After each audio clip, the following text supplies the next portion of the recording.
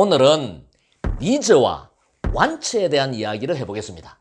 우리말로 풀이하면은 니즈는 욕구, 완처는 필요입니다. 이 두 용어는 일반적으로는 비슷한 말이지만 영업인이라면은 엄격하게 구분해서 사용할 필요가 있습니다. 배가 고파서 음식을 먹고 싶은 것은 니즈입니다. 목이 마르면 물을 마시고 싶은 니즈가 생기는 겁니다. 이런 원초적인 욕구에서부터 날씨가 추워지면 따뜻한 옷을 입고 싶은 니즈가 생기고, 데이트를 나갈 때는 예쁜 옷과 옷에 맞는 구두에 대한 니즈가 생깁니다. 야외로 가족 소풍을 나가기 위해서는 이동할 차량에 대한 니즈가 생기는 겁니다. 이렇게 있어야 할 것이 없거나 모자란 상태가 니즈입니다. 반면에 완처란 니즈를 해소할 수 있는 구체적인 상품에 대한 바람입니다. 배가 고프다는 니즈를 해소할 방법은 된장찌개를 먹을 수도 있고 짜장면이나 스파게티를 먹을 수도 있습니다. 건강한 삶에 대한 니즈는 헬스클럽에 가서 운동을 할 수도 있고 건강식품을 사 먹을 수도 있습니다. 어디론가 훌쩍 떠나고 싶을 때는 제주도로 갈 수도 있고 하와이로 여행을 갈 수도 있을 겁니다. 영업인은 니즈를 구체화시키고 완처에 대한 해결안을 제시하는 사람입니다. 자동차에 대한 니즈를 구체화시켜서 완처를 만들어내기 위해서는 고객에게 어떤 차종이 왜 어떻게 좋은지를 설득력 있게 설명할 수 있어야 합니다. 고객의 건강을 위해서는 어떤 건강식품이 왜 어디에 좋은지 고객이 수긍할 수 있도록 각각의 고객에 맞게 설명을 해야 합니다. 또한 영업인은 니즈를 만들어내는 사람입니다. 니즈는 자발적인 니즈가 있고 비자발적인 니즈가 있습니다. 예를 들어서 배가 고프니 음식을 먹어야 되겠다.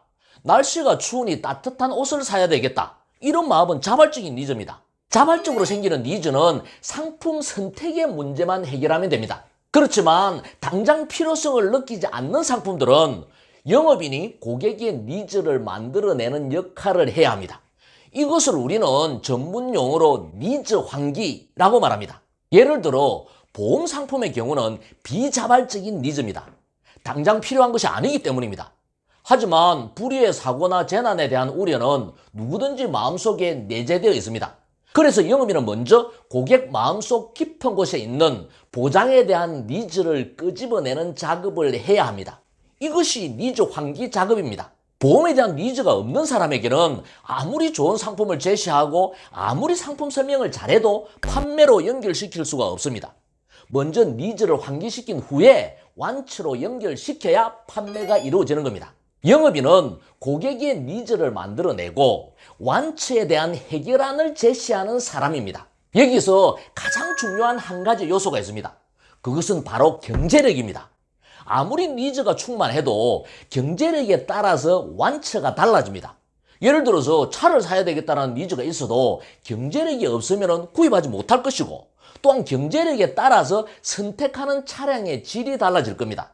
그래서 영업인은 항상 먼저 경제력이 있는 고객을 만나야 합니다. 내가 항상 영업은 흐르는 돈을 잡는 일이다 라고 강조하는 이유가 바로 여기에 있습니다. 경제력이 있는 가망 고객을 발굴해서 니즈를 환기시키고 완처로 연결시킨 후 적절한 상품을 판매해야 합니다.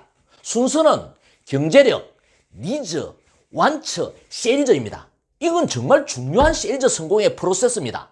경제력, 니즈, 완처, 세일즈라는 개념을 머리에 항상 넣고 실전에서 꼭 실천하시기 바랍니다. 오늘은 니즈와 완처에 대한 개념을 정리해봤습니다. 도움이 되셨다면 좋아요도 눌러주시고 공유도 많이 해주시기 바랍니다.